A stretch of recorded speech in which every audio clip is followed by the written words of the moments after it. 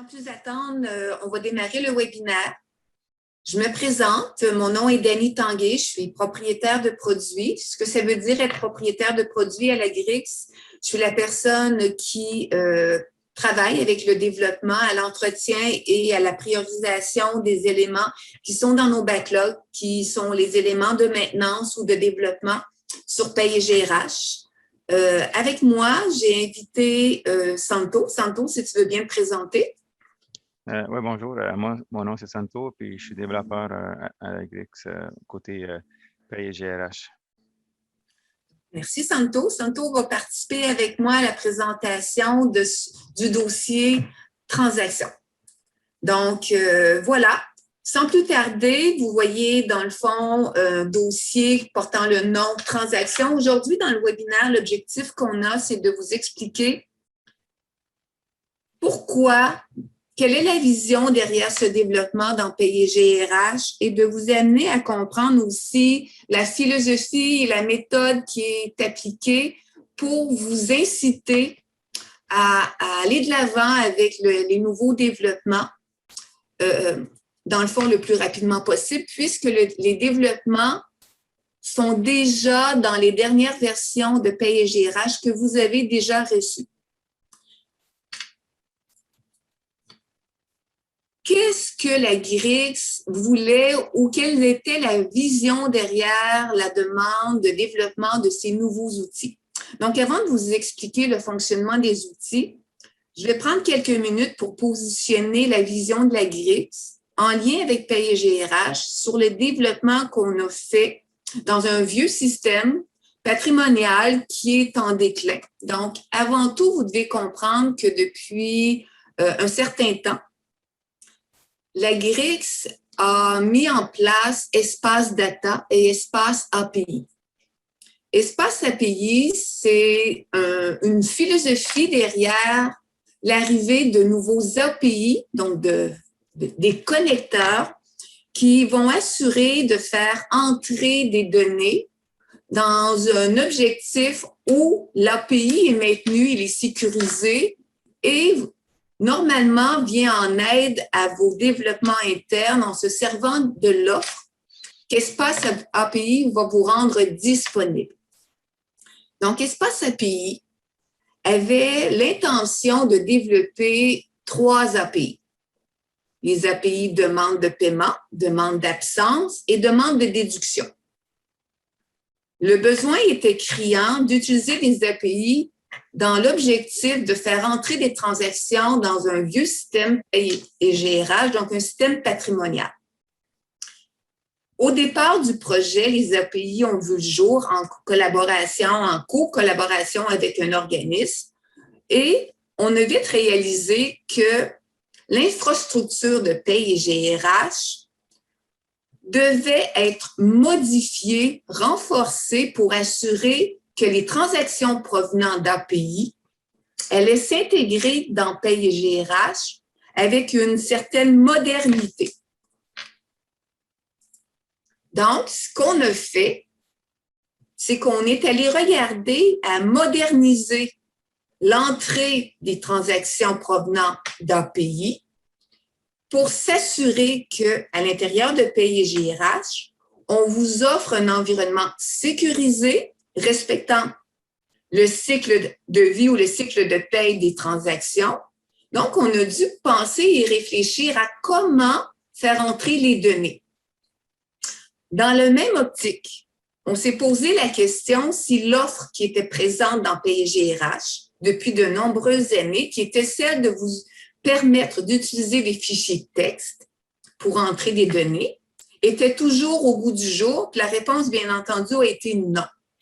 Donc, l'utilisation de fichiers texte datant d'une autre époque a été revue pour permettre l'arrivée de transactions par le biais d'API et l'arrivée de transactions par le biais de fichiers, mais beaucoup plus modernes, provenant de Excel ou d'Access. Lors de la réunion nationale, Santo et moi, on a fait l'amorce du dossier en vous présentant les débuts des développements qui étaient en cours et rapidement, vous nous avez souligné que si on désirait changer ou remplacer l'utilisation de fichiers texte, on devait regarder ce que vous utilisiez le plus fréquemment, qui était dans le fond Excel et Access. Donc, à l'automne dernier, on a entendu le besoin, puis aujourd'hui, on est heureux d'arriver avec une offre qui, conjointement avec les API, va également vous offrir l'utilisation de fichiers, mais provenant de Excel et de Access. Donc, le but premier était de faire entrer des fichiers provenant de transactions, provenant d'API, mais on a bonifié pour également ajouter l'entrée de transactions provenant de Excel et d'Access.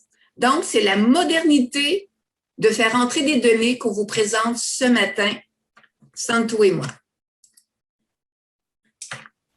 Avant d'entrer dans le fonctionnement, on va regarder les objectifs qui étaient les objectifs principaux au développement. Donc, le premier objectif était de vous offrir la clé, dans le fond, d'aller vers une simplicité et une modernisation de l'importation de fichiers, tel que j'ai déjà mentionné. Donc, les deux premiers objectifs sont de simplifier l'entrée de transactions et bien entendu de moderniser l'importation de fichiers. Ensuite, on veut vraiment aller de l'avant avec des API et au niveau des fichiers provenant de Excel ou Access, on va vous offrir de travailler avec des fichiers .csv. Donc, différentes sources au niveau des transactions si vous allez vers des développements des connecteurs tels que les API, ou sinon, si vous n'avez pas nécessairement l'intention d'aller vers des API, de vous permettre dans votre day-to-day, dans le travail quotidien, d'aller importer des transactions provenant de votre Excel.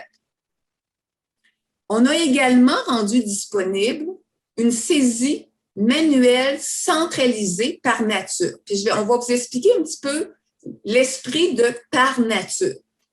Actuellement, pour faire de la saisie de transactions, vous devez aller par dossier, dans le menu dossier, au niveau des absences, donc générer ou déclarer une absence par un générateur d'absence, c'est-à-dire un paiement pièce ou un paiement décentralisé, ou aller au niveau des déductions diverses dans le menu dossier complément, entrer une déduction diverse. Vous allez voir que dans l'offre présentée ce matin, on vous offre également la possibilité de faire une saisie, mais qui est beaucoup plus centralisée, beaucoup plus directe, sans aller directement par employé. D'autres objectifs ont teinté les développements, c'est de vous permettre également de visualiser, d'avoir une vue beaucoup plus globale sur les transactions avant d'autoriser le chargement. Donc, ce qui est important pour nous, c'est oui, charger, donc faire de l'importation de transactions, mais de la garder dans un endroit qui va vous permettre d'avoir une vue sur ce que vous avez loadé ou importé et de vous permettre de l'autoriser avant de le charger en vue que la transaction devienne officielle. Le pourquoi, c'est de vous permettre de gérer le quand. Le quand à l'intérieur de votre cycle de paie. Si on garde à l'esprit qu'on veut favoriser l'importation de données ou de transactions, on voulait vous assurer en tant qu'organisme de pouvoir gérer quand les transactions allaient devenir officielles. Donc, c'était important de vous rendre une gestion, de vous le mettre selon vos préférences pour vous permettre de favoriser le quand vous êtes disposé à charger les transactions. On a parlé jusqu'à présent des transactions d'absence de paiement et de déduction. Donc, on a fait un effort pour centraliser toutes les validations. Et à ce niveau, je dois faire une petite aparté pour vous mentionner que la turbulence que vous avez vécue à la dernière version, celle de janvier, où vous avez vu des validations qui étaient conformes depuis de nombreuses années avoir comme des petites problématiques à différents niveaux. Vous avez été nombreux à nous interpeller en disant « mais ça marchait bien depuis des années, qu'est-ce qui arrive? » Je veux en mon nom, puis au nom de l'équipe de développement aussi, nous excuser de cette turbulence. Parce que en travaillant à uniformiser et à centraliser toutes les validations, on a créé quelques bugs qui ont été insérés et en mon nom, je m'en excuse si ça leur a causé des désagréments. Ce n'était pas l'intention qui était derrière. Bien entendu, ce qu'on voulait en faisant la centralisation et l'uniformisation des validations, c'est de s'assurer que dans un système comme Paye-GRH, où avec les années, une validation à gauche dans le paiement sur pièce n'était pas la même dans le paiement sur pièce décentralisé, n'était pas encore la même lorsqu'on chargeait dans nos fichiers texte des paiements. On voulait avoir enfin les mêmes validations partout.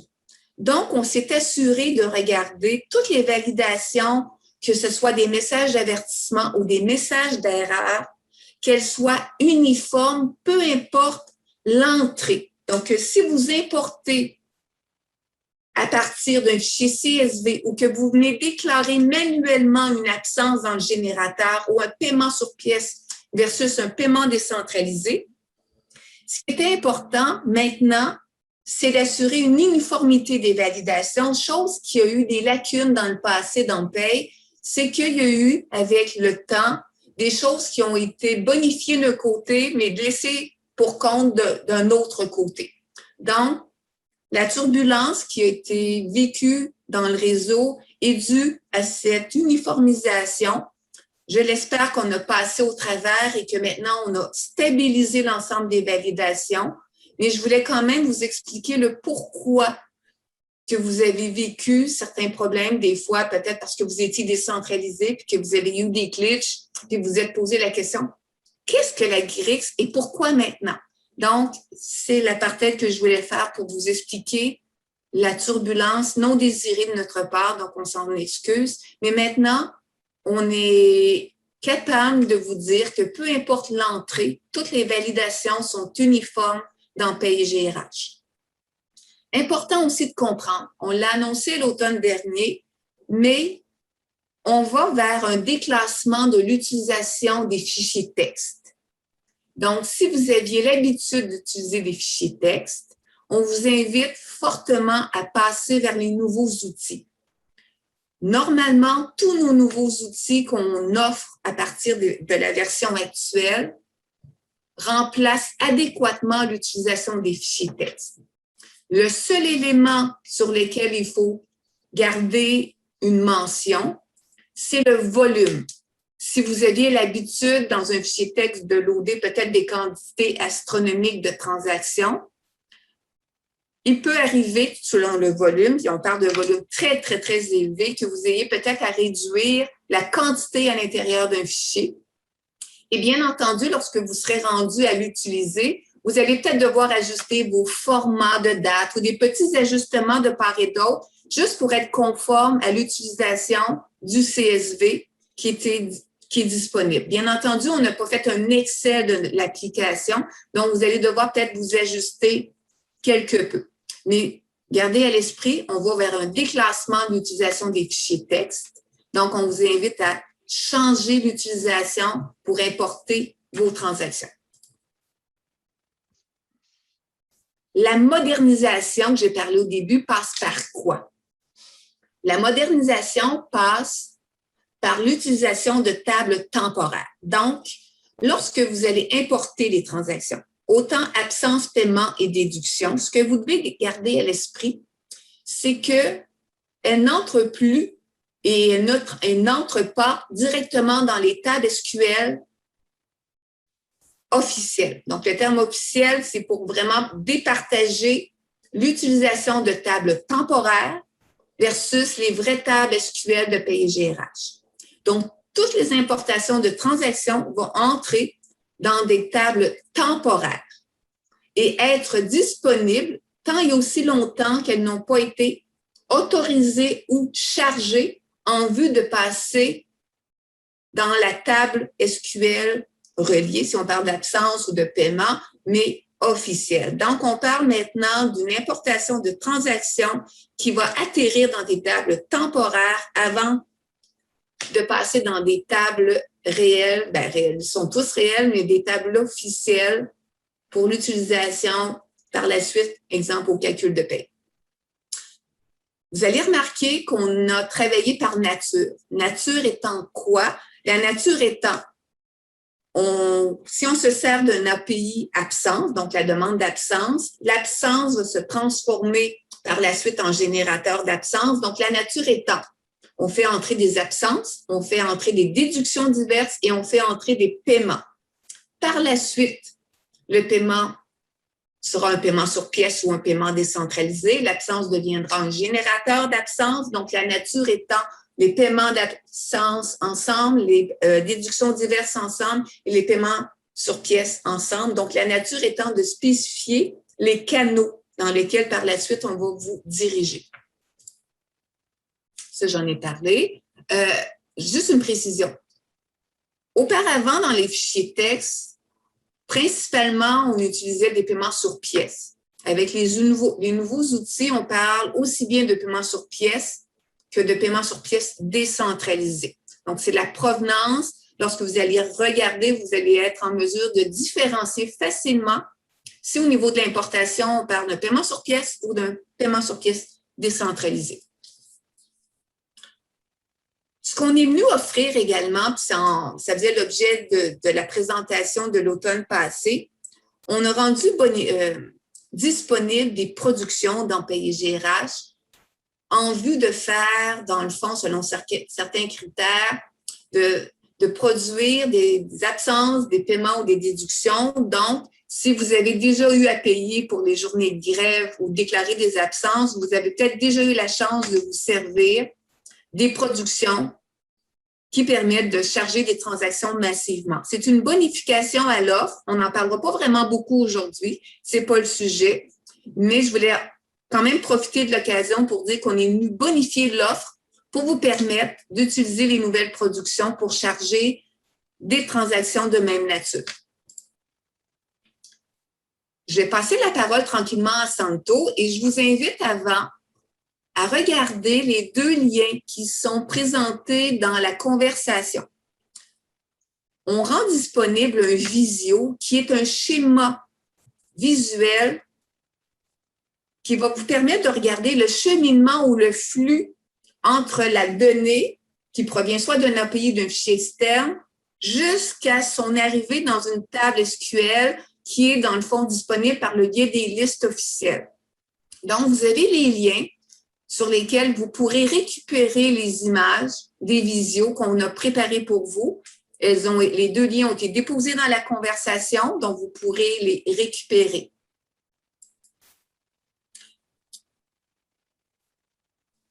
Pour ce qui est, en fait, l'idée derrière, avant d'arriver aux nouveaux outils, c'est que pour ceux qui sont peut-être moins familiers avec qu'est-ce qu'était l'offre actuelle de PaysGRH, on a pensé vous parler peut-être pendant quelques minutes de l'offre au niveau de ce qui est disponible aujourd'hui.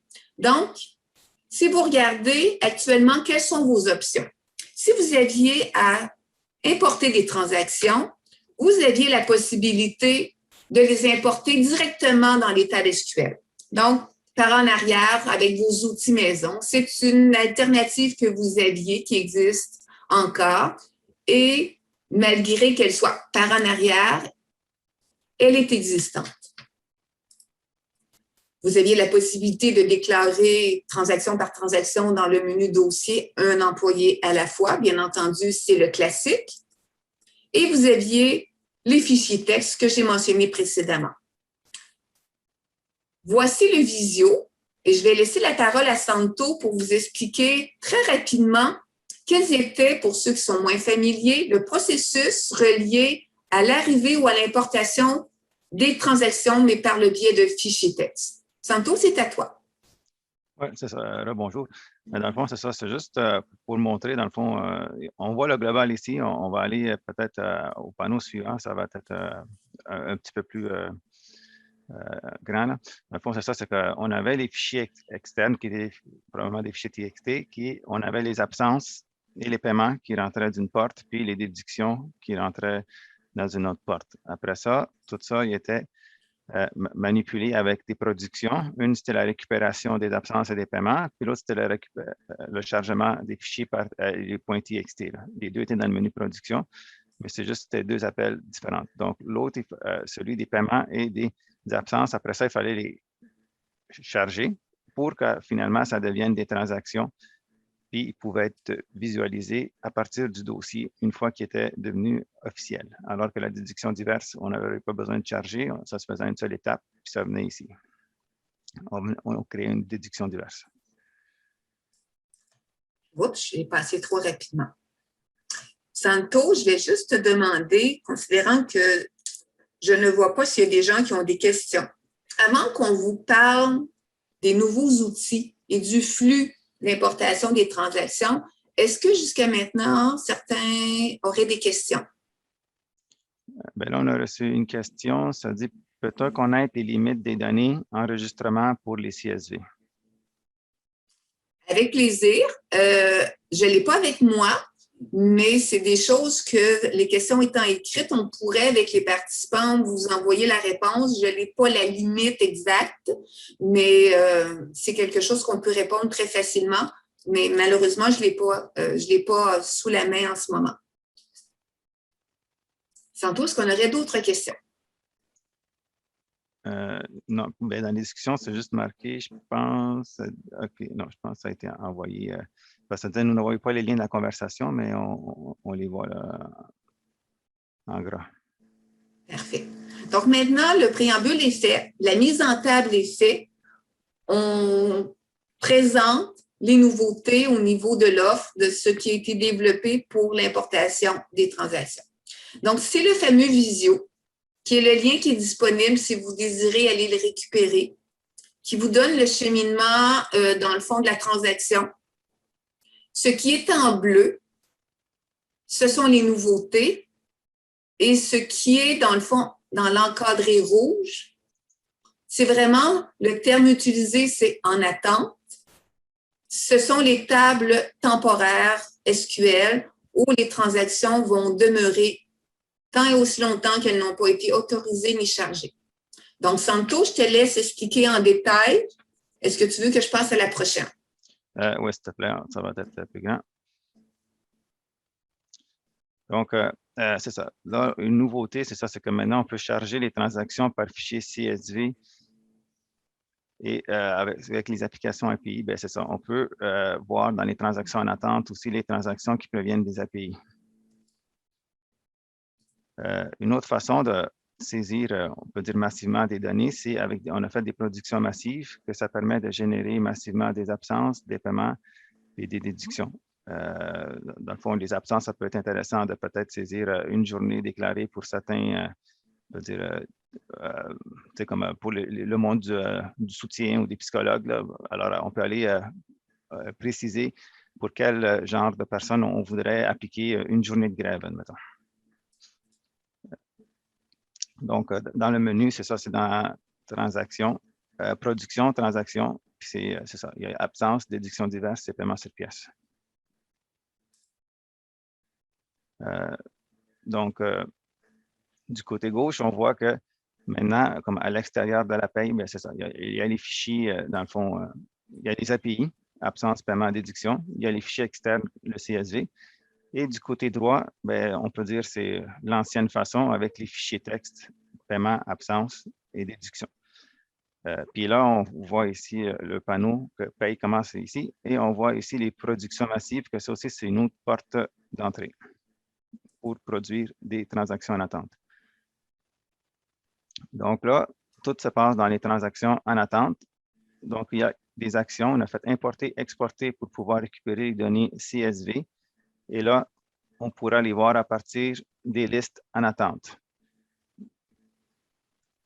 Il y a aussi la saisie manuelle. On peut les prendre, dans le fond, à partir de la liste des transactions. On a comme un chiffrier. On va vous le montrer par après, qu'on peut saisir directement des entrées, comme dans un chiffrier Excel, pour saisir un paiement, une déduction ou une absence.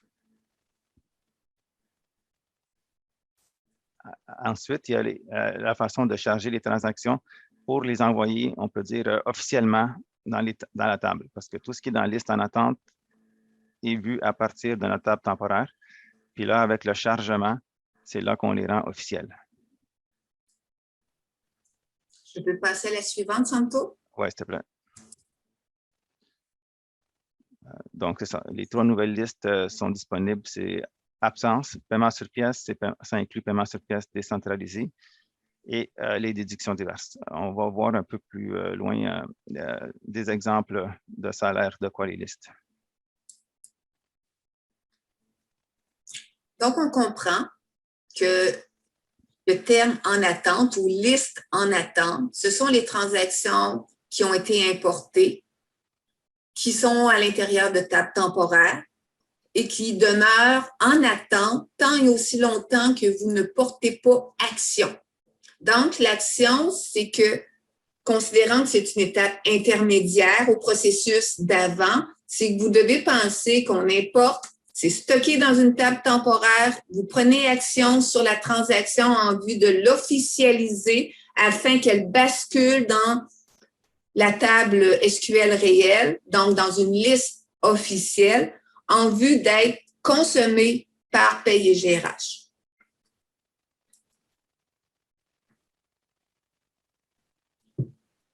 Ce qui est important aussi dans ce qu'on vous rendait disponible, c'est que en plus d'être disponible ou conservé dans une table temporaire, vous allez voir que la présentation vous permet de venir consulter ou de remodifier des éléments qui sont présents une fois qu'elles ont été importées dans les listes en attente.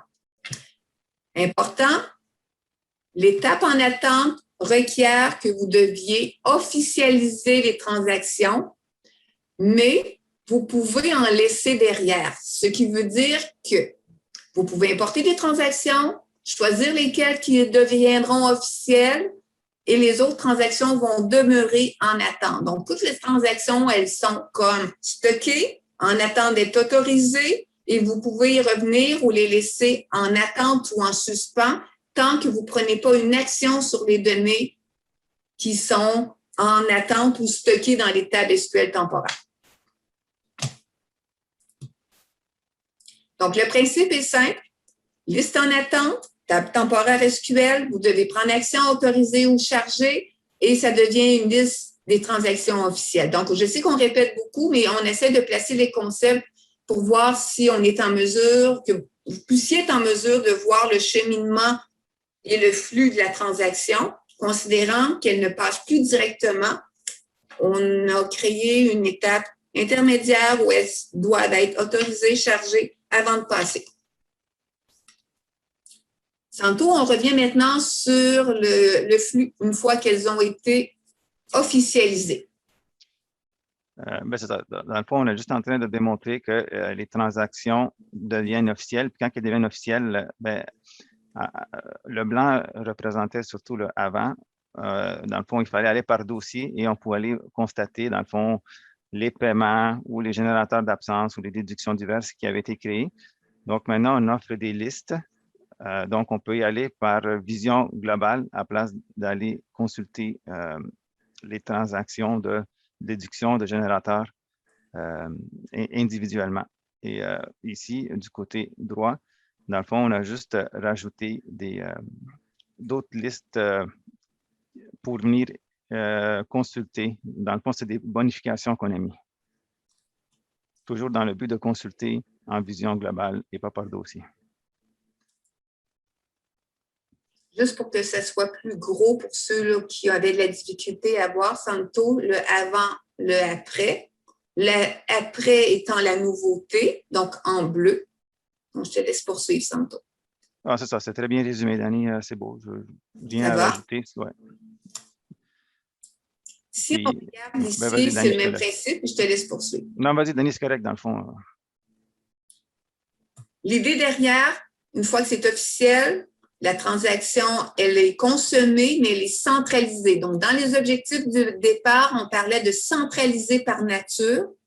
Donc, la nature étant une absence, on retrouve toutes les absences ensemble ou les générateurs d'absence ensemble, les listes de paiement d'absence ensemble, les paiements sur pièces ou décentralisés ensemble, les déductions ensemble. Donc, c'est pour vous faciliter. Et on a regroupé l'information par nature et vous n'avez plus à aller dossier par dossier, vous avez une vue. Donc, c'est l'image d'avoir une vue par-dessus tout ce qui est officiel avant que ça puisse passer, exemple, à un calcul de paie. Donc, toutes les transactions ou toutes les listes, elles sont détaillées ici. Donc, vous avez les paiements sur pièces décentralisés. Vous avez une bonification au niveau de la recherche ou d'une visualisation au niveau de l'historique de paiement des déductions. Au niveau de l'absence du départ, elle est devenue soit une liste des générateurs, une liste des paiements et l'historique d'absence qui peut être visualisé. La bonification au niveau du dossier PCGR, excusez-moi, j'ai aucune idée qui c'était. Donc, j'ai raccroché. Donc, on a fait une bonification et dans le cadre du dossier PCGR, vous avez certainement eu, peut-être pas vous personnellement, mais votre organisme vu passer un développement sur une liste d'invalidité. Une nouveauté qui s'en vient prochainement, c'est la liste des avantages sociaux, donc les ASM, et on complète par les déductions diverses, qui est une liste officielle séparée. Donc, la nature étant séparée en fonction de absence, paiement, déduction, c'est le principe qui est derrière. On résume, liste officielle, par nature à droite. Le but étant toujours d'accéder, visualiser à l'aide de fils des transactions, favoriser une vue globale. Donc, bien entendu, Santo va vous expliquer un peu plus loin, mais par des mini-filtres ou des filtres, vous pourrez forer à l'intérieur de la vue. Donc, ce n'est pas une vue statique. Vous pourrez aller forer. Je suis vraiment désolée.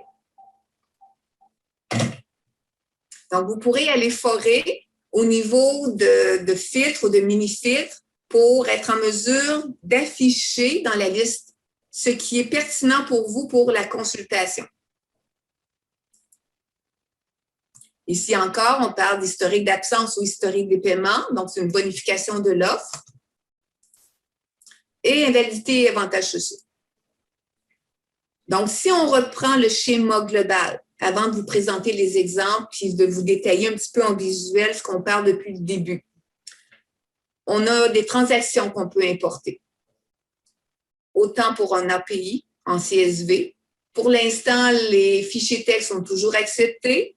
Donc, autant, on ne peut pas vous donner si vous aviez une question sur la durée. Pour l'instant, les fichiers texte, c'est toujours pertinent dans le sens qu'on sait que vous avez peut-être des layouts de fichiers texte et vous vous appuyez sur ces formats pour entrer des transactions.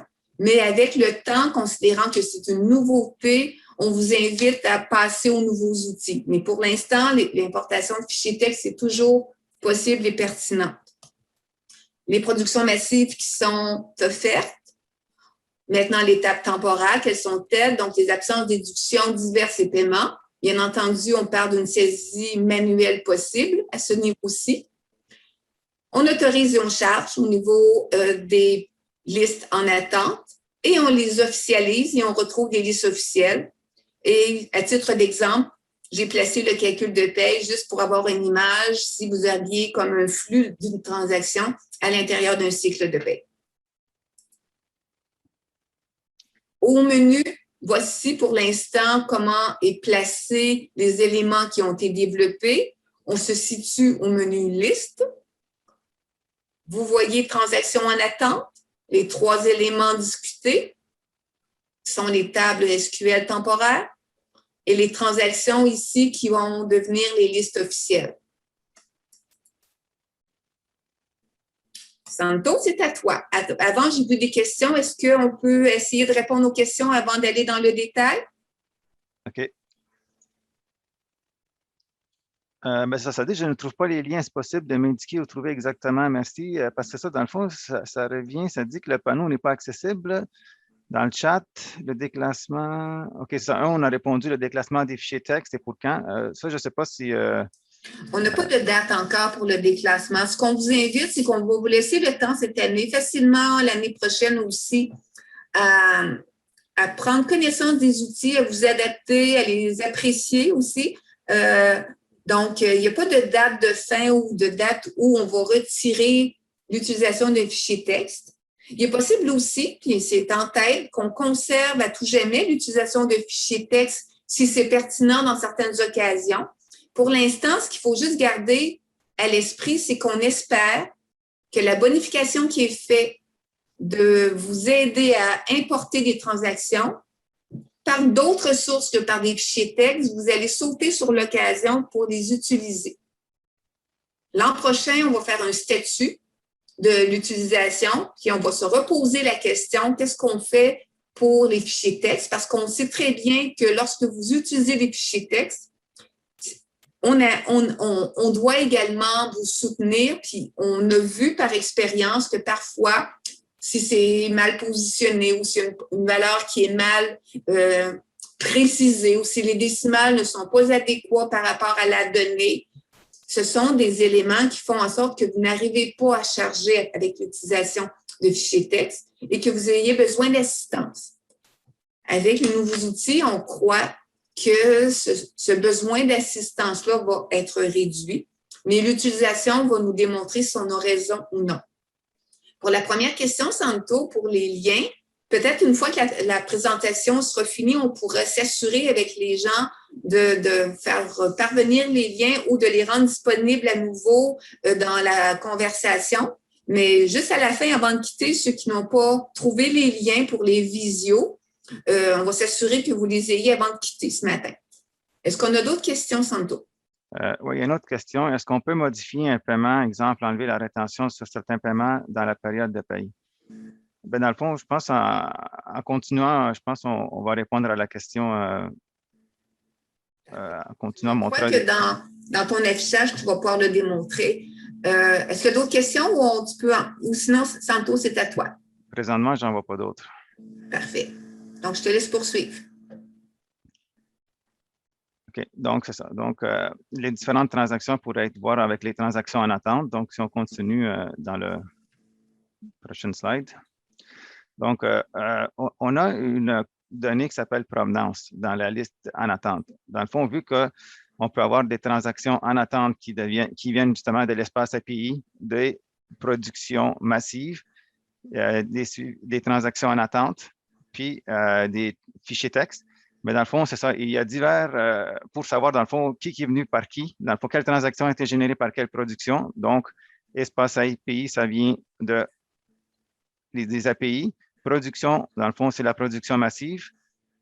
Transaction en attente, c'est la saisie manuelle qui est faite directement dans l'écran de liste en attente ou le fichier CSV, vu qu'on fait par importer, exporter, c'est une transaction en attente aussi. Et autres, c'est les fichiers TXT. Donc, si on continue.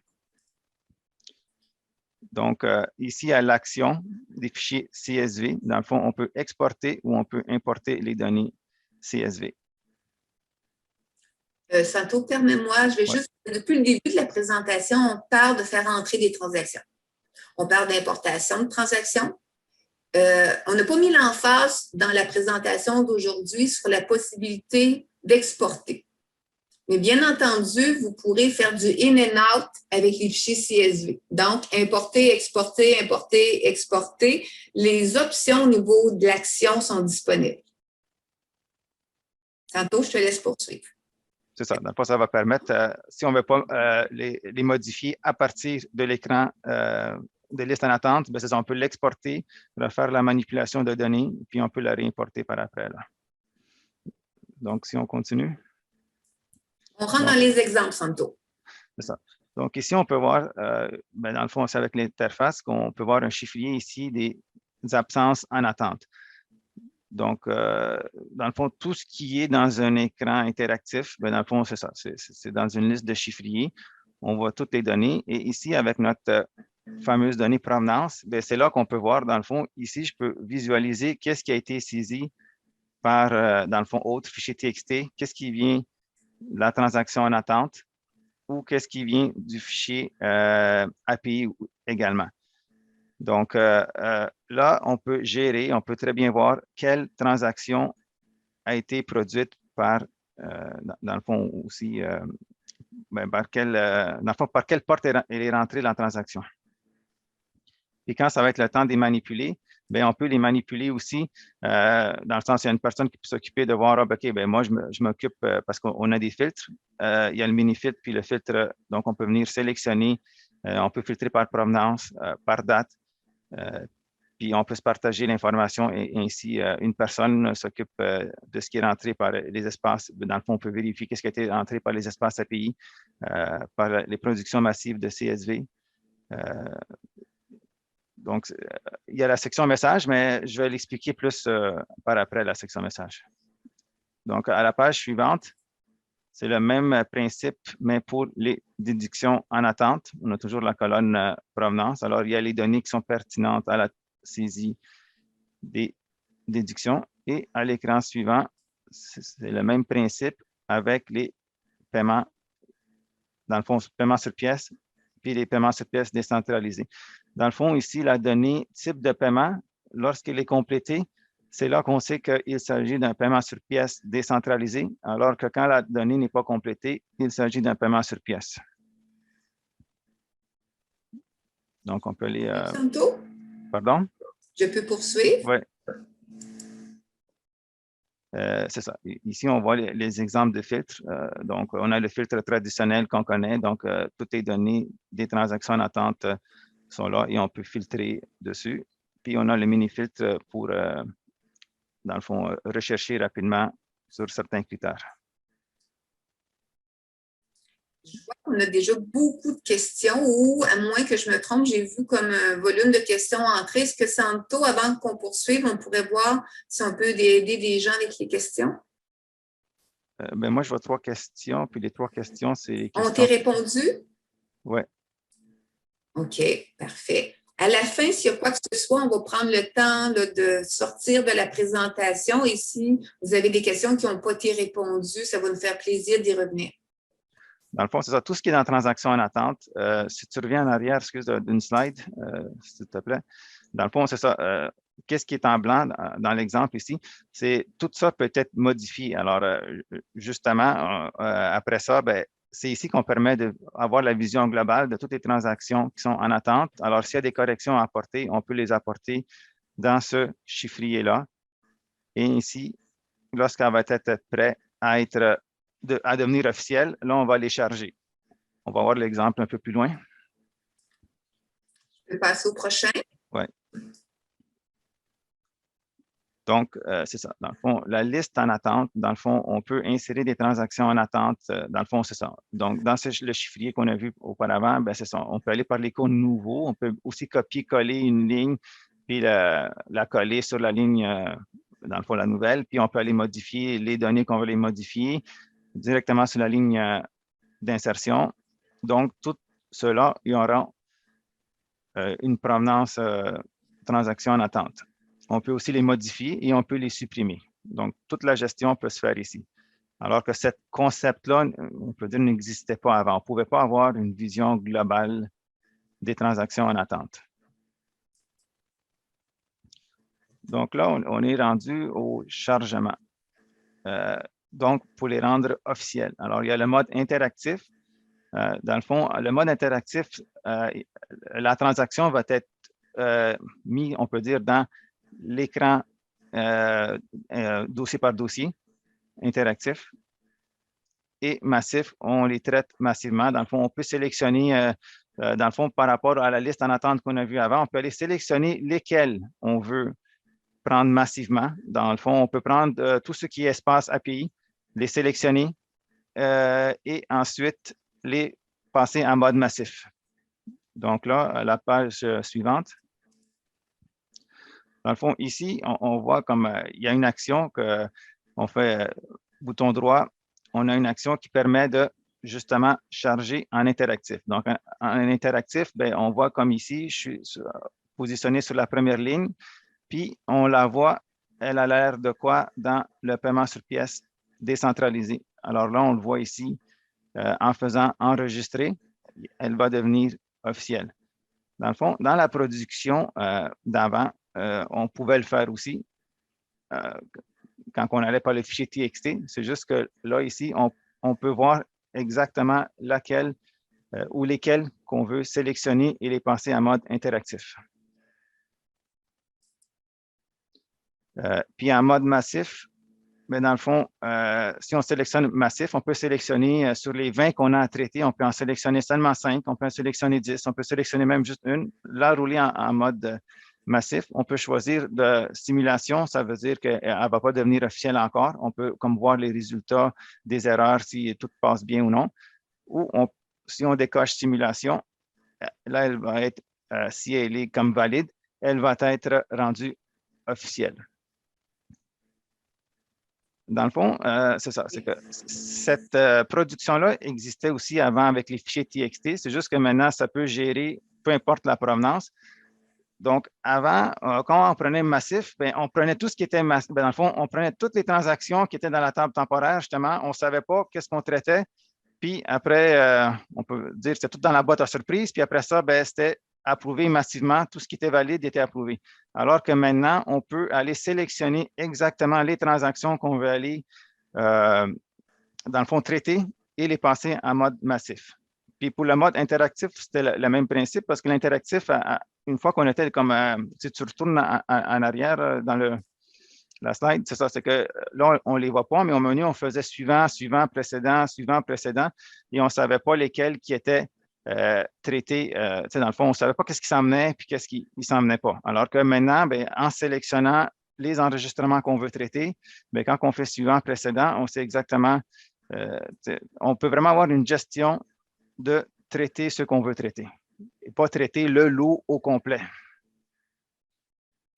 Donc, c'est bon, ça. Je peux passer? Oui, c'est ça.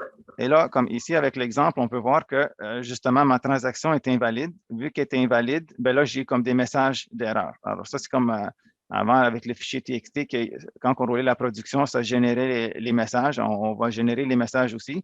C'est juste que maintenant, ces messages-là, quand on la roule en simulation, c'est sûr, elle ne va pas passer parce qu'elle est invalide. Mais là, ces messages-là, qu'avant, ils étaient dans le fichier texte, que si on ne le sauvegardait pas, bien, ils étaient perdus. Ben maintenant, dans la section messages, si tu vas à la slide suivante, ben là, c'est là qu'on voit que exactement les mêmes messages ont été mis dans la partie des messages. Alors, on peut voir ceux qui sont avec des icônes, dans le fond, un triangle, c'est des avertissements, et ceux qui sont avec un X rouge, ben, les autres sont critiques, puis on voit à la fin que la transaction est rejetée. Donc là, on peut aller sur, ben, dans le fond, on ne voit pas la partie du dessus, là, mais c'est qu'on est sélectionné, on est positionné sur l'enregistrement. Donc, on peut voir c'est quoi les.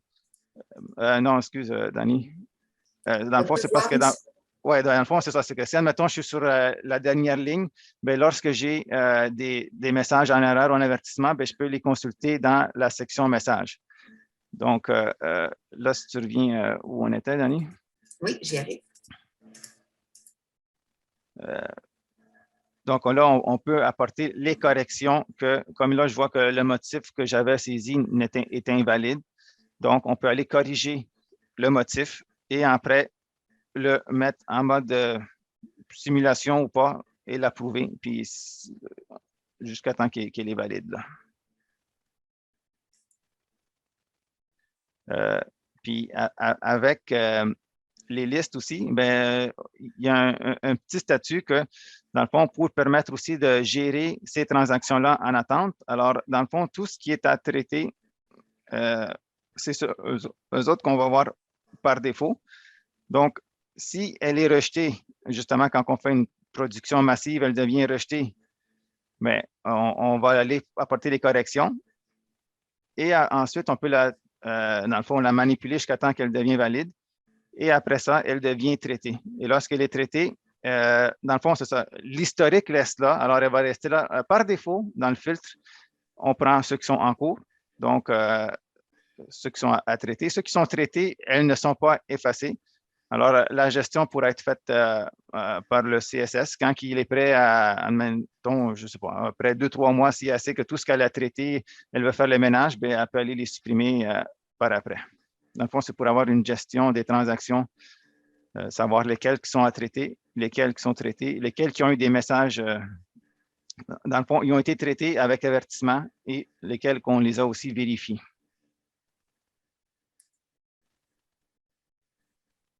Donc, ça, c'est juste pour montrer dans les actions possibles, quelles sont les actions possibles à partir des absences en attente. Dans le fond, les deux premières, c'est pour, on peut permettre, pareil, d'aller accéder au dossier et d'aller voir ces générateurs d'absence officiels ou non. Justement, charger les générateurs d'absence puis charger les générateurs d'absence massivement. Donc, ça, c'est les deux actions pour les rendre massifs, dans le fond, officiels. Ça, c'est pour les trois autres, c'est pour manipuler le statut et le fameux exporter-importer. Donc, si on va à la slide suivante, c'est le même principe, mais là, c'est pour les déductions diverses. Donc, on peut aller voir les déductions officielles qui sont dans le dossier. On peut charger, eux autres, c'est juste massivement qui peut se faire. Il n'y a pas de mode interactif. On manipule le statut et on fait l'exporter-importer. Et finalement, la dernière slide, que même principe pour le paiement en pièces ou paiement sur pièces décentralisé. Donc ici, il faut venir choisir avec le type de paiement. Dans le fond, on peut savoir si on manipule un paiement en pièces ou un paiement sur pièces décentralisé. Puis le même principe, toujours accéder au paiement en pièces à partir du dossier, les charger officiellement, manipuler le statut et importer-exporter. Maintenant, on arrive aux exemples pour les listes officielles. Une fois que les transactions ont été chargées, donc Santo, on présente dans le fond les listes une fois qu'elles sont officielles. C'est ça. Ici, tout est en, je peux dire, en read-only, en lecture seulement. Lecture seule, dans le fond, c'est ça. C'est que, dans le fond, quand ils sont devenus officiels, c'est qu'à la place d'aller dans le dossier et les consulter individuellement, bien là, on peut les voir ici massivement. Bien, tous les générateurs d'absence qu'ils vont être prêts à passer à la génération, dans le fond. Et au menu, on peut voir qu'on peut autoriser les générateurs d'absence puis autoriser les générateurs d'absence paye. Dans le fond, ça, c'est les deux fameuses cases à cocher, là, ceux qui sont à autoriser puis à autoriser paye. Dans le fond, lorsqu'il est coché, bien, on peut aller les sélectionner justement et dire, bien, comme admettons ici, j'en ai une vingtaine. Parmi les 20, bien, je peux une fois qu'ils sont consultés, bien, je peux prendre les 5 sur les 20 puis je peux dire qu'ils sont autorisés. Et là, le flag va être baissé. Et après ça, bien, on a aussi, dans le fond, ça c'est pour les paiements d'absence. On peut accéder aux détails. Dans le fond, c'est ça. C'est que, dans le fond, ici, c'est par liste, mais si on veut y aller par dossier, on peut y aller par dossier. Et à ce moment-là, si, admettons, je prends la première transaction et je dis accéder aux détails d'un paiement d'absence, bien là, j'arrive directement dans le dossier au niveau du détail. Donc là, c'est là que je peux aller la modifier, admettons. Là, parce qu'on s'est aperçu que même si c'est rendu officiel, qu'on va aller corriger la durée en minutes, bien, dans le fond, on peut aller changer la durée en minutes dans l'écran détail. Puis toute l'autorisation est gérée par le profil application, mais du droit, comme admettons, si j'ai le droit ici de modifier mon paiement, bien, c'est là que il donne l'autorisation. Parce que si on n'a pas autorisé au paiement d'absence, bien, quand on ouvre, elle va être seulement en read-only. Dans le fond, on ne pourrait pas aller l'enregistrer. Puis ce principe-là, il est fait, bien, dans le fond, c'est ça. On l'a mis pour la liste des historiques d'absence. L'écran précédent, c'était pour la liste des paiements d'absence. Après ça, on a c'est ça. C'est juste pour donner des exemples concrets de quoi ça a l'air, on peut dire, en vision globale. Toutes les transactions qui sont officielles de tous les dossiers et pas par dossier. Donc, ça, c'est l'exemple avec les historiques d'absence, avec en bas, c'est quoi les actions possibles.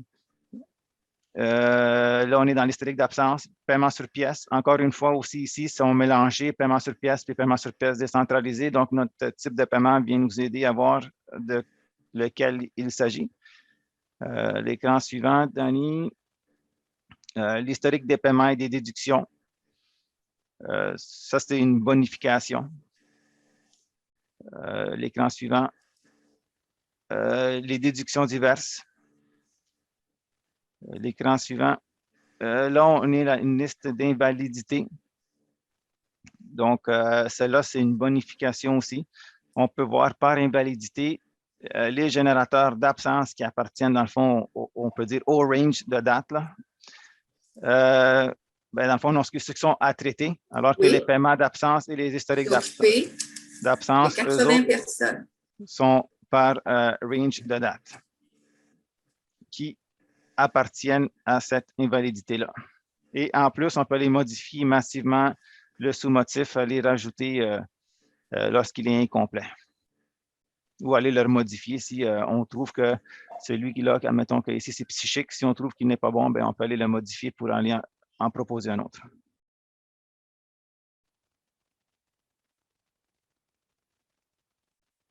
Est-ce qu'on peut aller à l'écran suivant, s'il vous plaît? Tout à fait. Je m'excuse, il y a une urgence parentale. Je m'excuse. Je vais régler ça tout après, mais je m'excuse du son incessant du téléphone.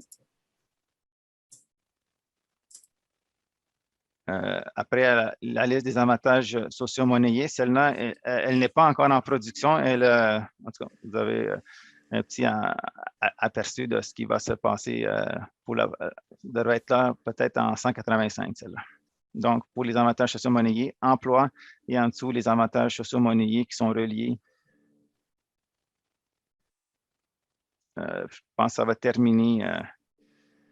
Effectivement. Merci beaucoup, Santo. On vient de faire le tour des nouveautés qui sont reliées à la bonification et aux nouveaux outils pour vous permettre d'importer, exporter également des transactions CSV, mais en même temps de vous offrir l'opportunité de comprendre les développements qui sont mis en place, les principes de en attendre, qu'est-ce qu'on considère comme étant la nature lorsqu'on fait des regroupements, les nouveaux, la nouvelle apparence pour vous permettre de centraliser et de gérer.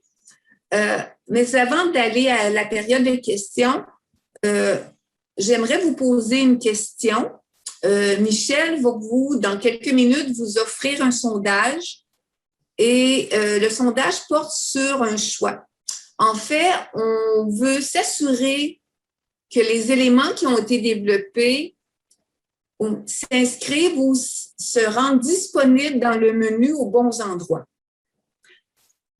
Plusieurs opinions à l'interne nous amènent cette réflexion pour que vous puissiez comprendre un petit peu la philosophie qui est derrière le développement. Donc, la présentation avait comme objectif de vous le présenter. Maintenant, avec votre aide, on aimerait vérifier si l'emplacement tel qu'il est disponible aujourd'hui vous convient ou si en vous offrant deux nouveaux choix d'emplacement au menu, d'aller avec vous si vous seriez plus enclin ou plus satisfait de voir tous ces éléments-là proposés dans Payer GRH, mais peut-être à d'autres endroits.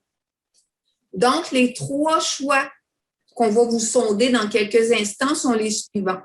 Le statu quo. Donc, si vous avez déjà fait l'expérience des listes, donc dans le menu liste, des listes en attente ou des listes officielles dans transactions et dans le menu production des productions massées, voici ce qu'on appelle le statu quo. Je vais vous le présenter ici. Voici le statu quo. Donc, dans le menu liste, transactions en attente et transactions, voici ce que nous, on appelle le statu quo. Je reviens en arrière. Une autre idée intéressante est celle de venir ajouter certains éléments dans le menu du cycle de paie. Je vous le présente visuellement, je vais dépasser. Donc, si vous regardez votre menu du cycle de paie, on pourrait penser que les éléments des listes viennent s'insérer dans le menu du cycle de paie et que les anciennes productions qui servaient à récupérer et à charger soient également présentes au menu du cycle de paie. Une approche complètement différente. Donc, avant de répondre au sondage, le choix pourrait être possible d'aller vers le déplacement des options présentées vers le menu du cycle de paie. Je reviens en arrière. La troisième idée qui est sur la table, c'est de regrouper tous les nouveaux éléments ou tous les éléments nécessaires dans un menu de tête qui porterait le nom transaction. Qu'est-ce que le menu de tête? Je vais me déplacer dans les choix. Si vous regardez dans le menu de tête, donc pour le choix 3, vous avez le dossier, les tables, cycle de paye. Et si vous regardez la présence d'un nouvel onglet, transaction, où tout ce qui vous a été présenté aujourd'hui se retrouve ici, plus peut-être d'autres éléments dans la vision de rassembler tous les choix dans un seul onglet dans le menu de tête transaction.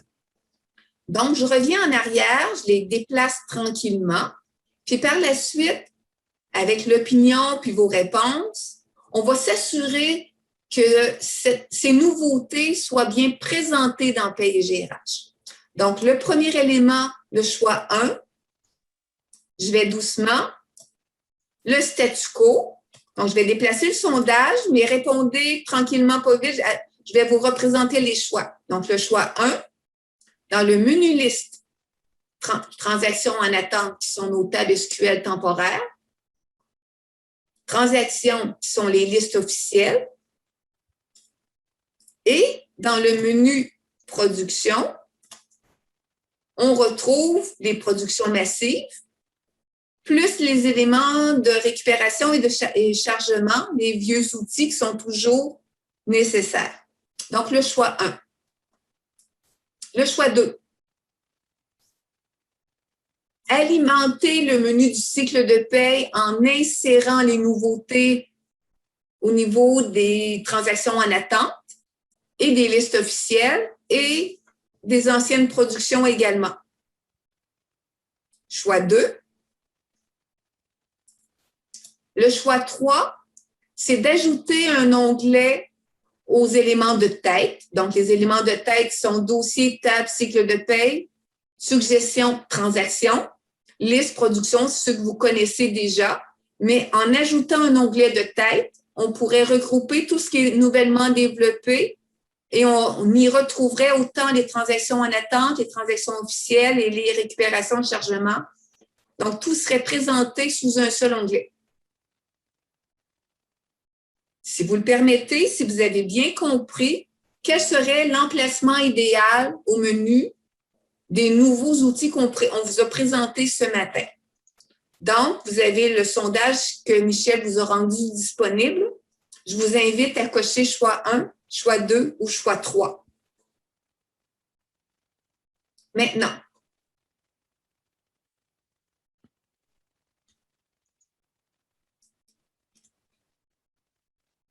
on a la moitié des répondants qui ont participé jusqu'à maintenant. Je vais me promener encore une dernière fois en espérant que tout le monde puisse indiquer leur choix. Choix 1, dans le menu liste et le menu production.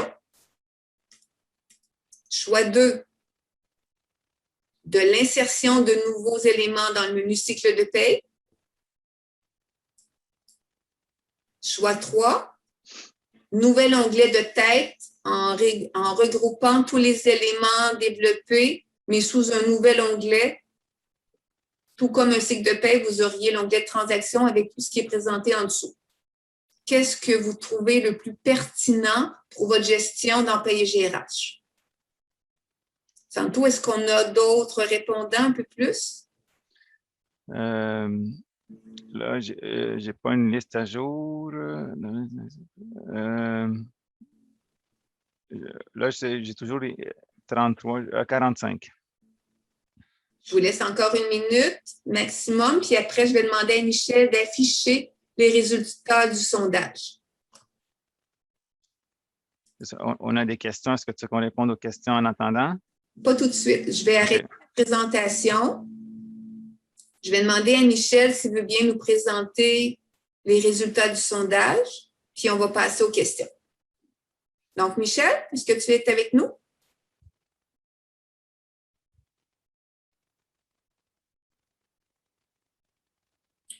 On a en participation 33, 35, 46. Donc, ce que j'en comprends, vous seriez favorable à un regroupement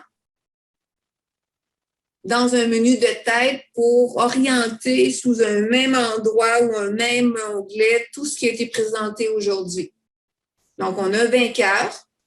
On va faire les manipulations ou les déplacements requis sous un onglet de tête pour vous rassembler l'information. Moi, je considère que vous, en tant que participant aujourd'hui, l'idée était de vous demander votre avis et que vous représentez quand même un large public. Donc, merci beaucoup pour le résultat du sondage. On a une main levée. Parfait. Maintenant, je vous invite à la période de questions. Donc,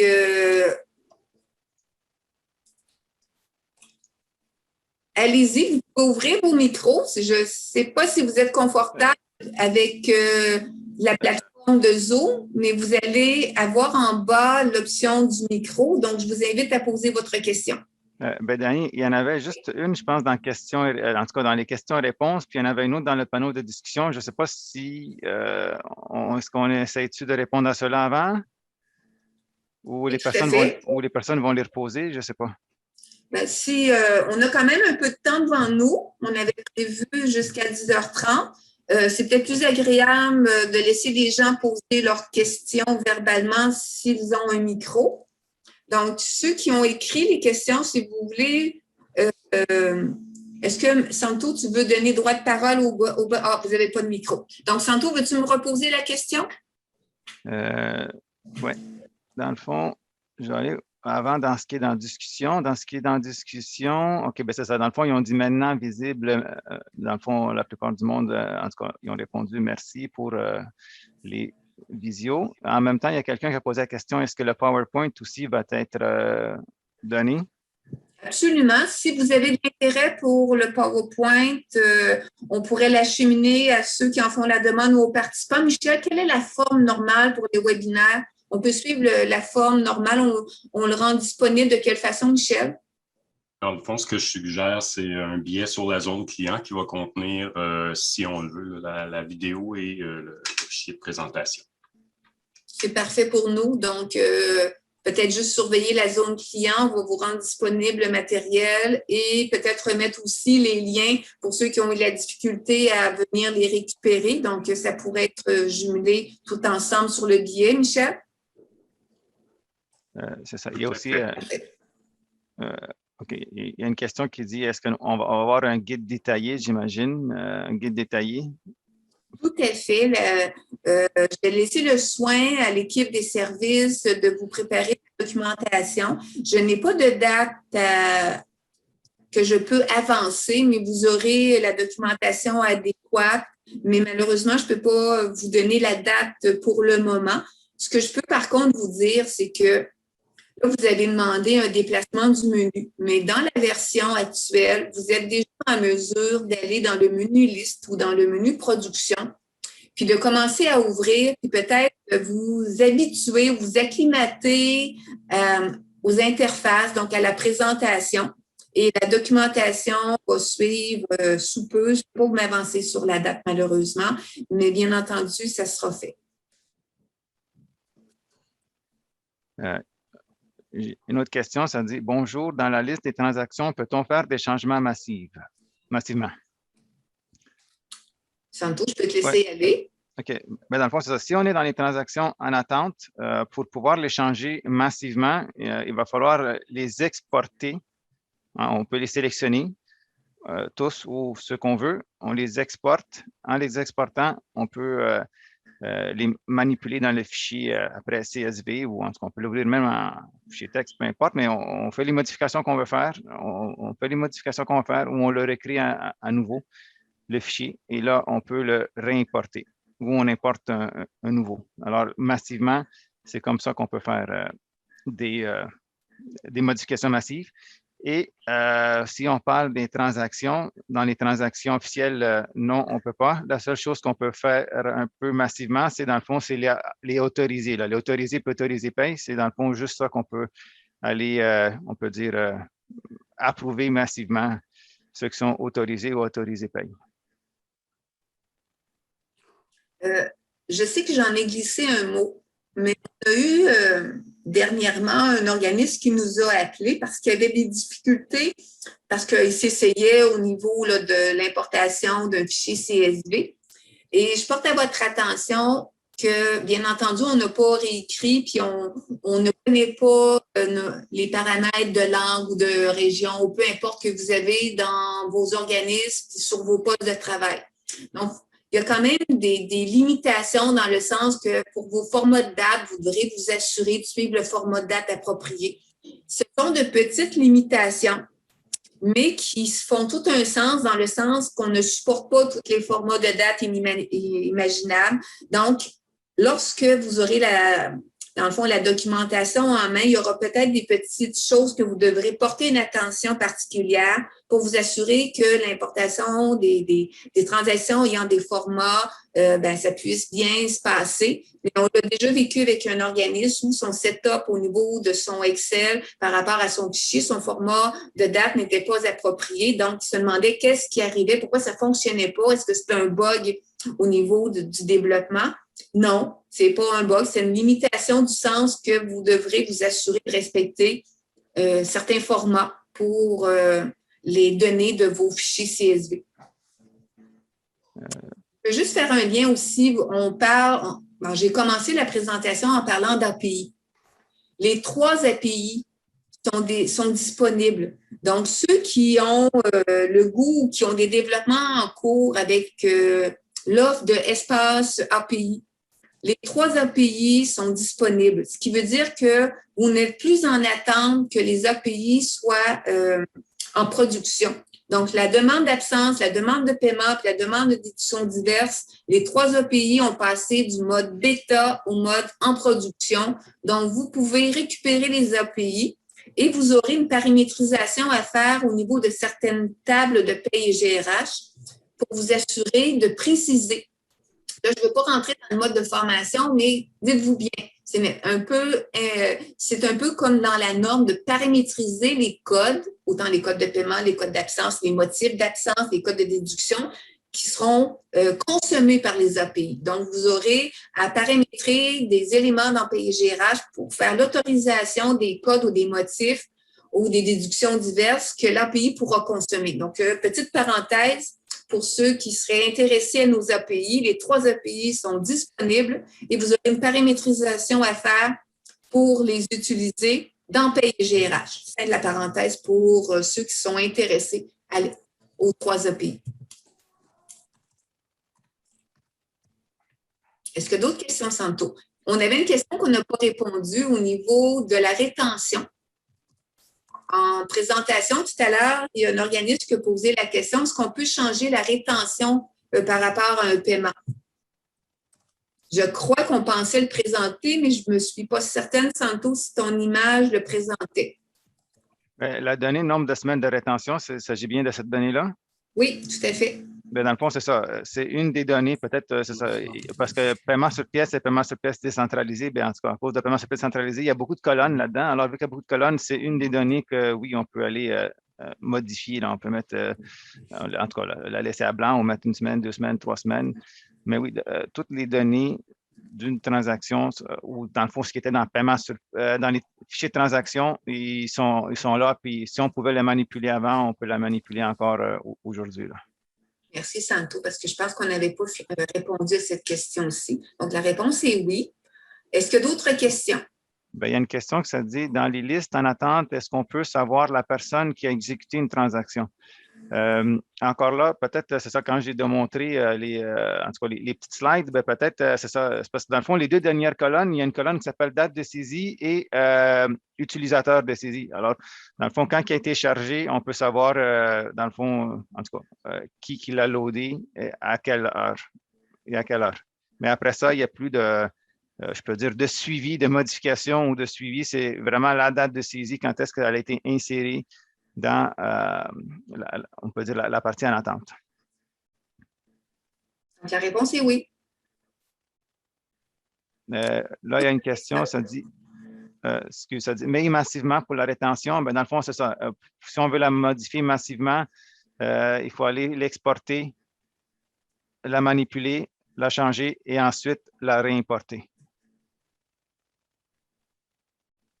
Dans le fond, n'importe quelle donnée, c'est tout le temps, pour aller en massif, il faut l'exporter, la manipuler, soit dans le fichier CSV, et après ça, on peut le réimporter massivement.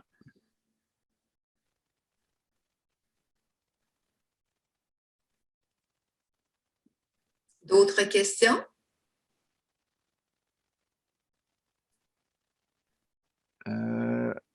Là, c'est dans la discussion là, que je vois, là, parce que là, dans questions-réponses, il n'y en a pas. Là. Attends, je pense que je viens d'en voir. Nous enlevons les semaines de rétention, développement maison. Comment peut-on le faire avec les API? OK, on va garder notre développement. Je pense que la personne, après, c'est dans le fond, c'est d'oublier la question. Je ne sais pas si, Mme Vaillancourt, vous avez un micro. Dans le fond, si je comprends, c'est que vous aviez un développement maison pour gérer la rétention. Est-ce que... parfait. Donc, je comprends aussi que c'est plus l'API qui vous intéresse versus les fichiers CSV. Parce que les deux portes d'entrée sont complémentaires, mais différentes dans le sens que si vous faites entrer la transaction par un API, vous pouvez par la suite, Santo détrompe-moi, mais une fois qu'elle est rentrée par un API, par la suite, elle peut être extraite par un CSV. C'est ça, parce que dans le fond, on peut la mettre dans transaction en attente. Dans le fond, exporter, parce que quand on exporte, c'est ça, il n'y a pas vraiment de... c'est ça, de limite. Là. On peut exporter ce qui est dans le chiffrier.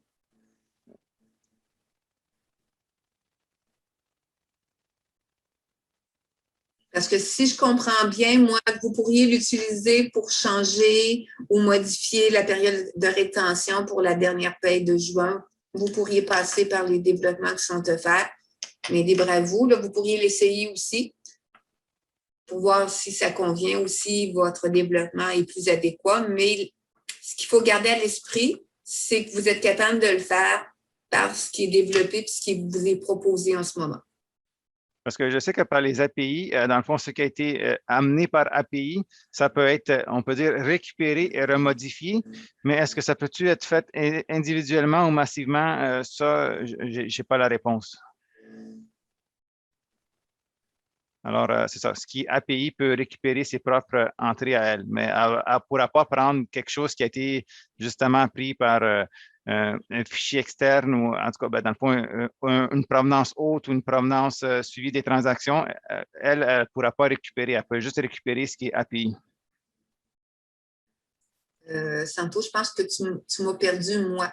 Ah. Je vais juste résumer ce que j'ai compris. Si un organisme utilise un API pour l'API demande de paiement, donc l'API va avoir une importation de paiement sur pièce, exemple en provenance d'une API, ça tombe dans les listes des transactions en attente et qui veulent changer la rétention, peuvent-ils se servir de l'exporter vers Excel à partir d'un CSV, même si l'entrée initiale était un API? Mais par exporter, oui, ça, tu peux l'exporter. Il n'y a pas de problème avec ça.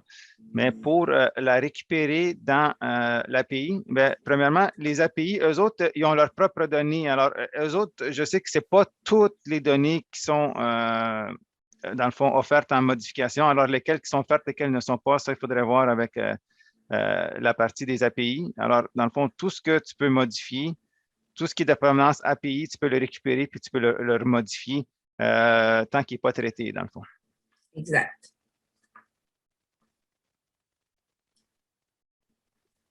Moi, je vais faire un lien avec la rencontre qu'on a eue. Si vous étiez présent à la réunion nationale, au moment de la rencontre, on mettait beaucoup d'emphase avec le volet espace API et le volet API.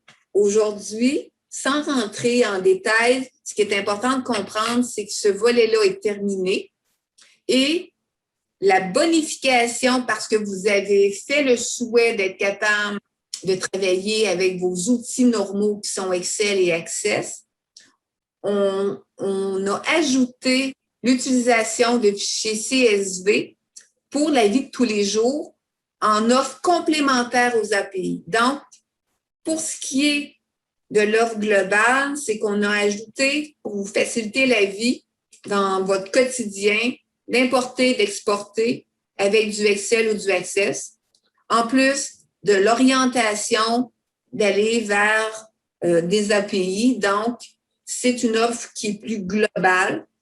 Bien entendu, la saisie manuelle existe toujours, mais on n'en a pas parlé beaucoup. Mais dites-vous bien, puis je vous invite à l'essayer, la saisie manuelle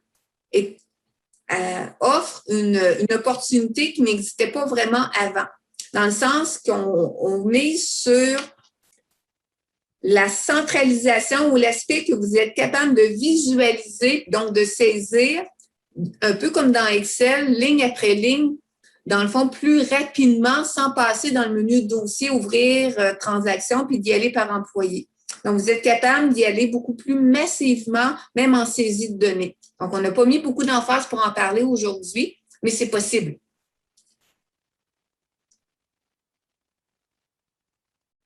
Est-ce que vous avez d'autres questions? Il y en aurait une dans questions-réponses.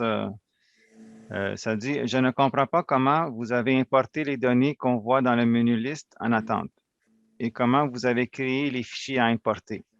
Je ne comprends pas la différence entre API et CSV. »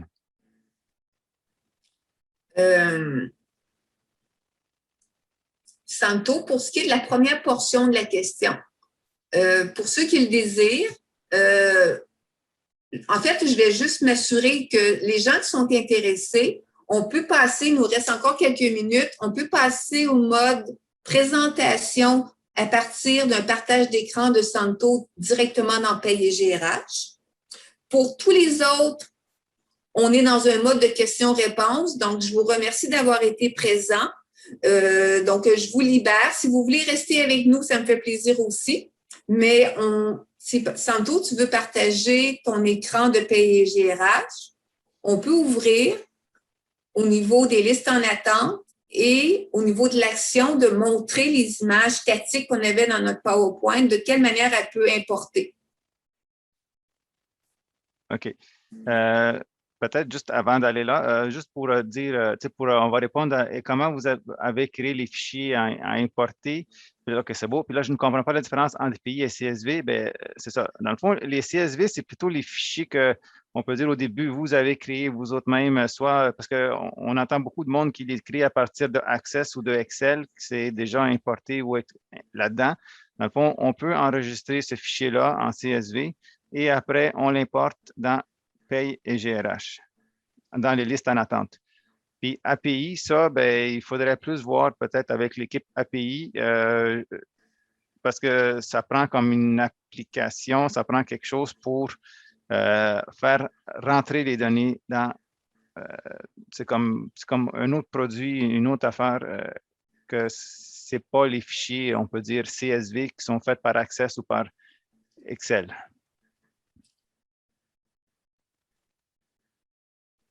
Donc, API, si vous avez de l'intérêt, on peut vous mettre en communication pour regarder avec vos gens d'informatique pour venir, dans le fond, consommer l'offre d'API de la GRIX, mais ce ne sont pas nous, en tant qu'équipe, qui sommes en mesure de vous donner ces droits-là. Donc, c'est pour ça que ni Santo ni moi ne pouvons aller de l'avant pour vous parler davantage des API.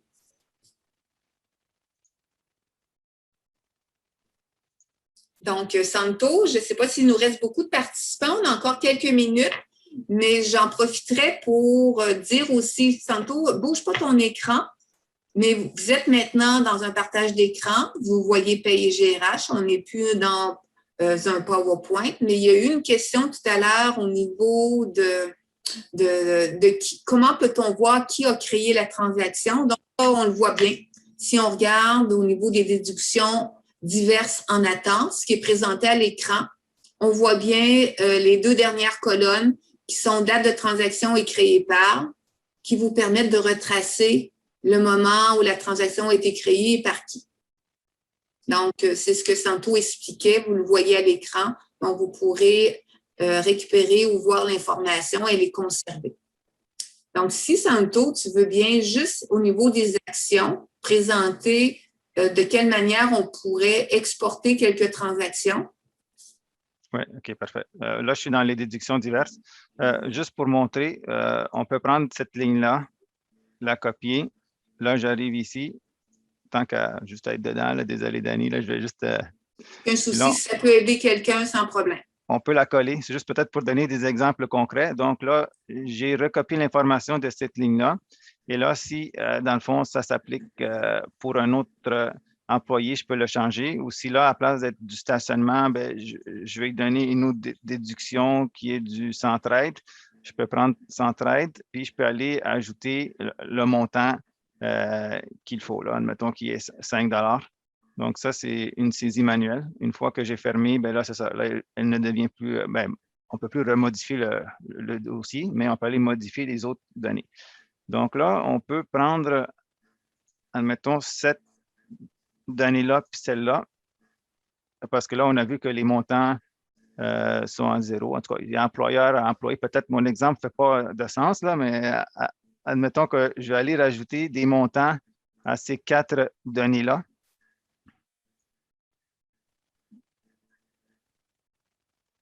Donc là, je peux aller faire une exportation. On décide où on veut le mettre. Moi, je vais l'appeler ici.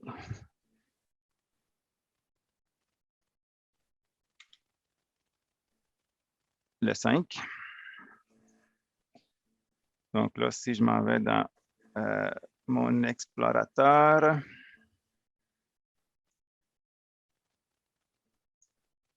donc le 5, il est là.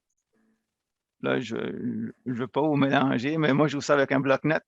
Donc là, on voit ici, J'aimerais ça que tu l'ouvres avec un Excel. Est-ce que c'est...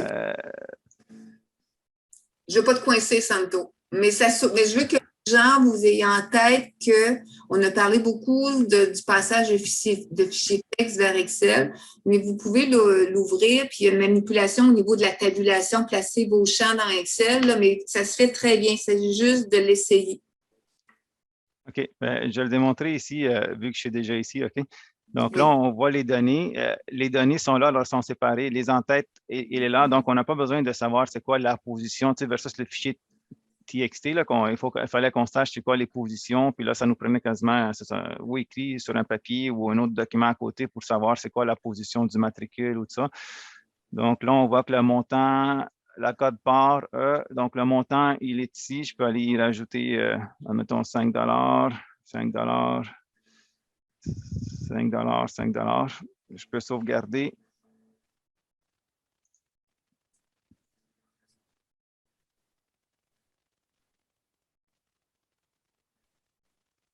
Donc là, quand on revient,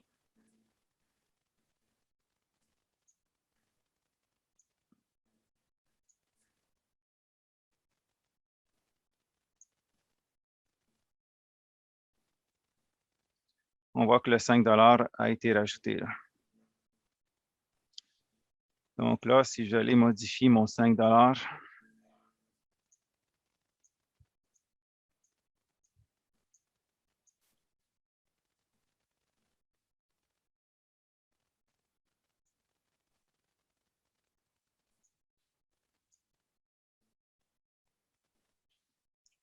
donc je suis rendu à 6.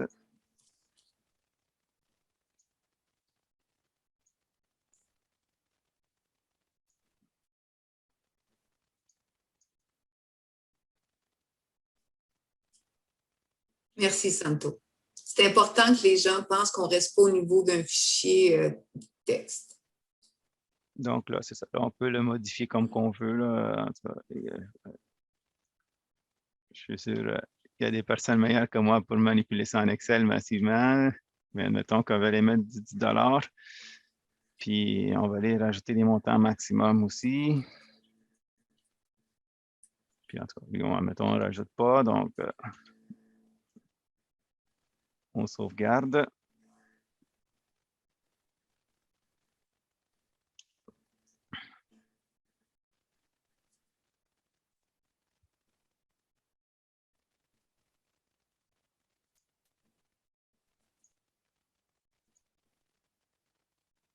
traité, N6.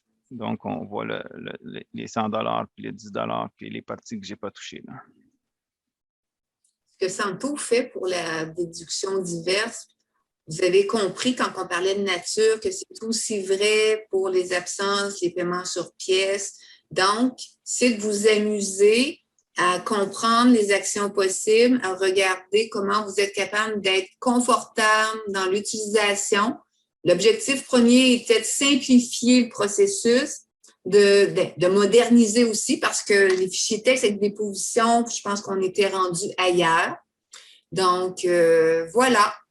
Juste Danny, juste pour préciser, comme là, tu as vu tout ce que j'ai réinséré, là, c'est 6 du 1 à 10h30. Là, dans le fond, c'est ça. C'est vraiment, on peut dire, l'importer, ça réécrase, là, comme juste pour montrer. Là. Donc, on voit ici dans la date de transaction. Dans le fond, c'était 6 du 1 à 10h30. Là. Alors, les 6 que je venais de modifier. Est-ce que tu aurais des transactions, un dernier exemple à leur présenter dans le paiement sur pièce?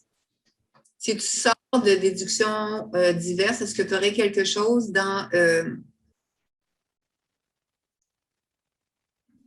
je vois passer une question sur la gestion des transactions. C'est aussi bien paiement sur pièce que paiement sur pièce décentralisé. Hein. Vous pouvez, que vous soyez décentralisé ou non, l'utiliser. C'est à votre choix.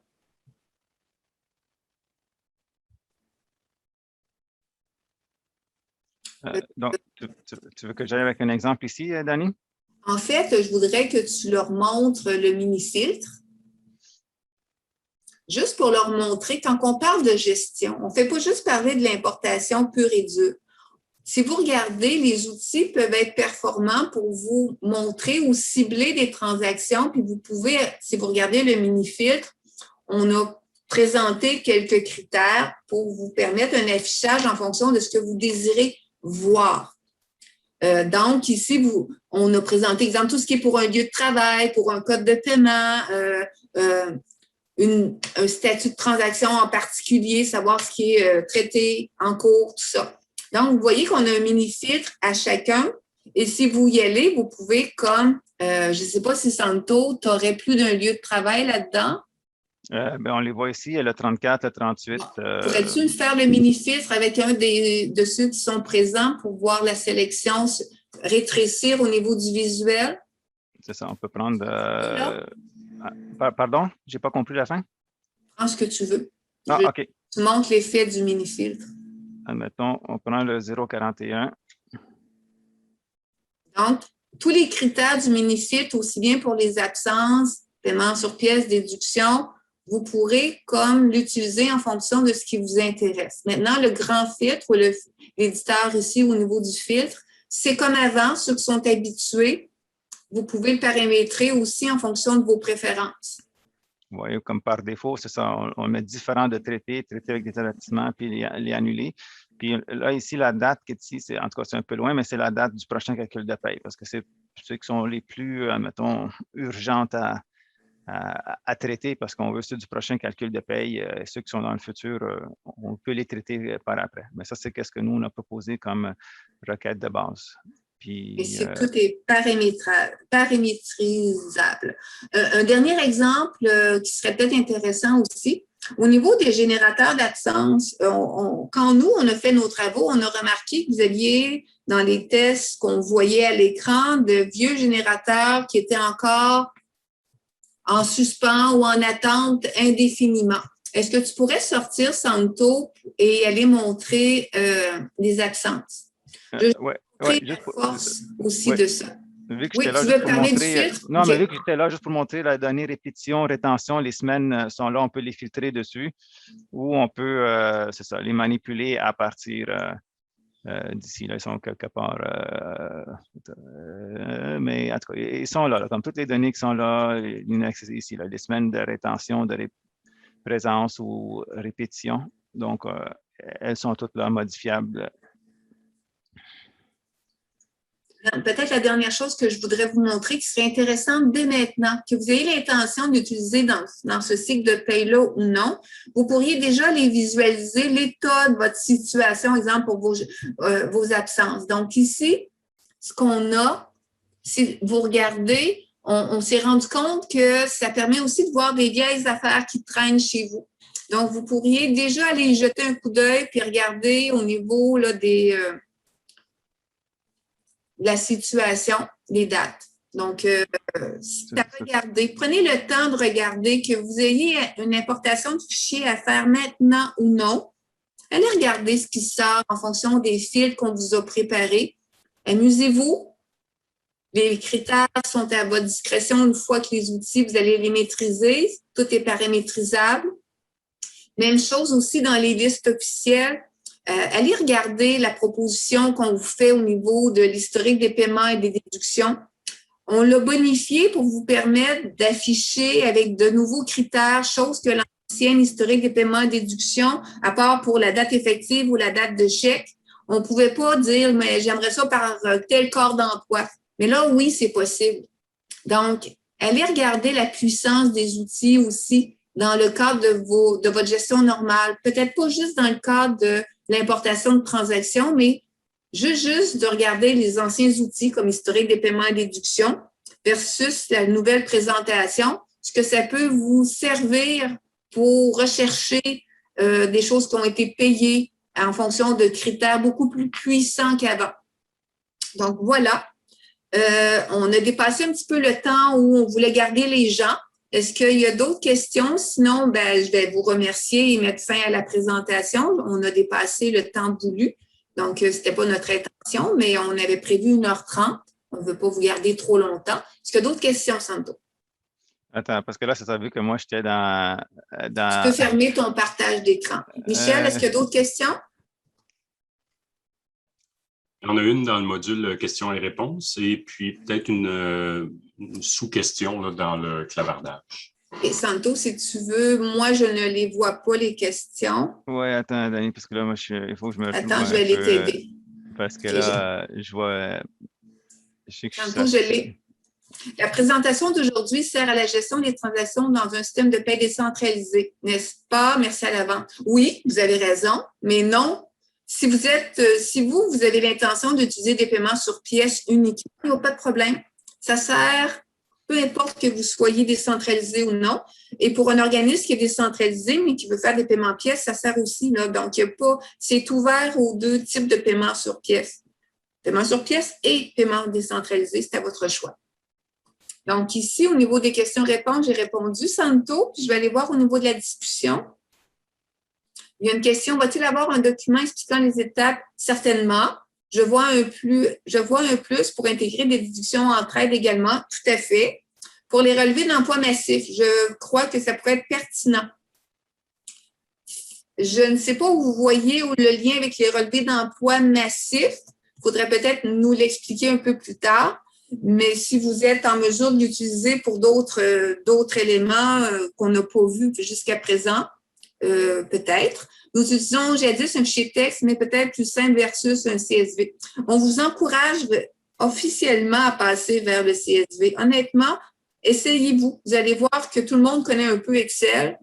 Vous avez vu Santo travailler autant par du Notepad, du WordPad, mais ça se travaille très bien en Excel. Et ce qui est important, c'est que vous allez voir le formatage des colonnes.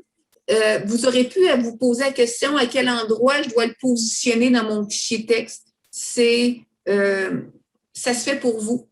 Puis peut-être le premier conseil pour vous partez d'une transaction, puis peut-être faire une exportation pour vous voir un peu la ligne d'en-tête pour vous aider à partir, peut être un bon départ. Donc, moi, je ne vois plus de questions. J'espère que la présentation... Dani, oui, tu en vois encore? Oui. Dans le fond, ça dit le fichier Excel à mettre en CSV. Est-ce que vous avez un modèle car il doit y avoir les noms des colonnes à respecter? Mais c'est ça, en faisant le exporter, par défaut, les noms des colonnes vont déjà être là par défaut. Là. Un premier exporté, admettons. Parce que dans l'exemple que j'ai fait, quand j'ai fait exporter, en haut, on voyait les noms des colonnes. Puis après, on peut enlever ce qu'on ne veut pas. On peut même enlever. On ne rentre pas on non, veut c'est pas aller là. Santo, faites non, attention. désolé. Aujourd'hui, le but, vraiment, je comprends là, les questions plus pratiques, mais on arrivera sous peu avec une documentation qui va vous accompagner. Aujourd'hui, on voulait susciter votre intérêt, vous expliquer ce qui est fait, ce qui est disponible, vous amener à prendre conscience que c'est déjà disponible dans la dernière version de paye que vous avez. Piquer votre curiosité, à vous dire que les fichiers texte vont être déclassés, à vous dire qu'on l'a bonifié. Donc, c'est plus à haut niveau, c'est surtout à vous amener à l'essayer. Donc, allez-y. Excuse, Dani, encore une autre question. OK. Ça dit dans quel menu sont les listes d'absence et paiements en attente? Pour l'instant, tout est dans le menu liste et le menu production. Donc, vous avez l'information qui a été présentée aujourd'hui à 2 endroits, menu liste et menu production. Dans une version de paye subséquente, on va créer un menu de tête pour rassembler tel que vous nous l'avez indiqué, qui était le meilleur choix. Donc, veux-tu ouvrir le menu liste, Santo, puis le menu production, juste vu que tu partages toujours ton écran? Puis par la suite, on va tranquillement mettre fin à la rencontre. Donc, si tu veux ouvrir le menu liste. Et voilà, transaction en attente. Les officiels. Les listes officielles. Et dans production ici, on voit transaction. Dans le fond, absence d'éduction. Ça, c'est les 3 massives, là, ceux qui on permet de créer massivement par des productions. Là, comme on disait en exemple, là, la journée de grève, on peut aller ici puis faire des transactions massives. Et en tout cas, ces 3-là, c'est les anciens, on peut dire, qu'on avait accès directement au fichier TXT, bien, on les a groupés aussi dans production, transaction, mais c'est les 3 qui sont ici, là, la récupération et le chargement des paiements et des absences, puis lui, c'est pour les déductions. Mais donc, dans production, qu'est-ce qu'on veut créer massivement, c'est ici. Mais si on veut consulter les transactions, c'est celle-là ici. Les en attente sont ici. Je vais en profiter pour le mot de la fin. Merci Santo, merci Michel de nous avoir accompagnés ce matin. À vous qui avez eu la curiosité de venir à ce webinaire gratuit pour vous inciter à apprendre quelque chose qui était l'offre de l'Agric sur Paye et GRH, bien, merci beaucoup. Merci de votre intérêt. On espère que ce qui a été fait depuis quelques temps maintenant disponible et présenté ce matin pour piquer votre intérêt et votre engagement à l'essayer, vous allez avoir la curiosité d'y aller. Donc, je vous remercie beaucoup. S'il y a eu des désagréments dans le parcours, on s'en excuse également. C'est un travail qui était débuté depuis beaucoup de mois qu'on a essayé de faire dans l'anonymat sans peut-être y parvenir. Donc, voilà, c'est dit. Mais on espère que la bonification dans votre travail quotidien, vous allez l'apprécier. Donc, merci beaucoup. Et Santo, on va... Il y a 2 autres questions, excuse, Dani, je ne sais pas si... Vas-y, mais par la suite, on termine. OK. C'est ça. Je ne vois pas ces menus dans mon système. Est-ce que c'est avec la version livrée hier? Mais dans le fond, ça, c'est le profil d'application qui gère ça. Alors, probablement que en tout cas, le monsieur, en tout cas, la madame, ceux qui donnent les droits, dans le fond, il faut donner, vu qu'ils sont dans la liste transaction en attente ou transaction, il faut que la personne, l'ADI, donne les droits. On s'entend pour dire qu'actuellement, si vous ne le voyez pas, vous avez des droits à vous donner ou de demander de voir ce qui vous a été présenté aujourd'hui.